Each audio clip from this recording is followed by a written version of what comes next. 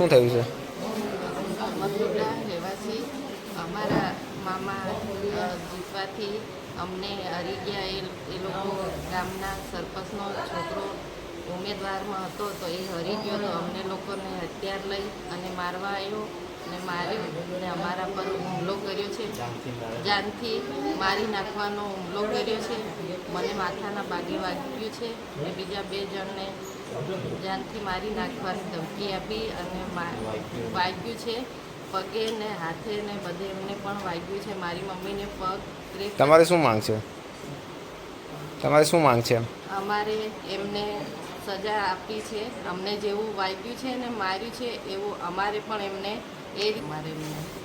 તમારું નામ? પ્રિયંકા. મારી તો કડકમાં કડક અમારી એવી માંગ છે. તમારું નામ? દામોદ પ્રિયંકાબેન બચ્ચુભાઈ. સામાન્ય ચૂંટણી અને અદાવત રાખી મારા ઘરે આવી મારકૂટ અને લૂંટફાટ કરેલ છે. જે અમે જાલોદ પોલીસ સ્ટેશને ફરિયાદ આપેલી હતી. અમારી ફરિયાદના અનુસંધાને એફઆઈઆર કરેલ નથી.